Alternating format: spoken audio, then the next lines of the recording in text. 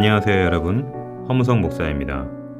오늘의 주제는 모두가 언젠가는 경험하는 것이지만 모두가 얘기하기 꺼려하는 주제이죠. 고대 라틴 3대 경언 중의 하나인 메멘토 모리, 죽음을 기억하라입니다.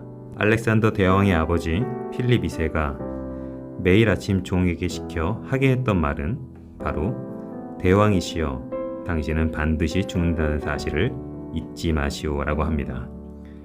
그리고 로마 시대 때 원정에서 승리해온 개선 장군 뒤에서 노예를 시켜서 외치게 했던 소리는 바로 메멘토 모리였습니다. 삶이 깨어나는 새로운 아침과 전쟁에서 승리해서 돌아오는 기쁨의 순간에도 죽음은 늘 우리와 함께 했던 것이죠. 이 시대의 지성인이자 나중에 회심하여 그리스도인이 되었던 이어령 씨가 지은 메멘토 모리라는 시를 한번 보도록 하겠습니다. 목숨은 태어날 때부터 죽음의 기저귀를 차고 나온다. 아무리 부드러운 포대기로 감싸도 수위의 까칠한 촉감은 감출 수가 없어. 잠투정을 하는 아이의 이유를 아는가? 6살 배기 아이의 뺨에 무슨 연유로 눈물이 흘렀는가? 너무 대낮이 눈부셨는가? 너무 조용해 귀가 멍멍했는가? 굴렁쇠를 굴리다 흐르던 눈물, 무엇을 보았는가? 메멘토 모리. 훗날에야 알았네. 메멘토 모리.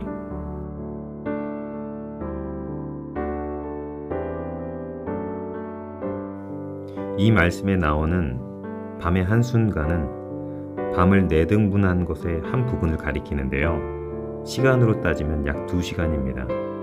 즉 사람이 마치 기억하지 못하고 지나가는 잠의 한순간과도 같다는 것이죠. 그래서 성경은 우리의 인생이 날아간다 라고 표현한 것입니다. 창세기 5장에 나오는 구약의 조상들의 평균 수명인 1000년이 하나님의 눈에 아무것도 아닌 것으로 보인다면 현재 인간의 수명은 얼마나 무상한 것일까요? 어쩌면 우리는 이 밤의 한순간과도 같은 시기를 내 뜻대로 살기 위하여 아둥바둥 살아가며 누군가에게 상처를 주고 자기 자신에게 좌절과 절망이라는 학대를 하며 살아가고 있는지도 모릅니다. 더욱이 누군가는 그 밤의 한순간과도 같은 짧은 순간을 견디지 못하고 너무 괴로워하며 극단적 선택을 하기도 합니다. 작년부터 시작된 코로나로 인하여서 온 나라가 떠들썩합니다. 현재까지 코로나 치사율이 1.7%이고 현재까지 430명이 코로나로 인하여 사망했습니다. 그렇다면 자살률은 얼마나 될까요? 작년 기준으로 보면 한 해 동안 13,779명이 자살을 했습니다.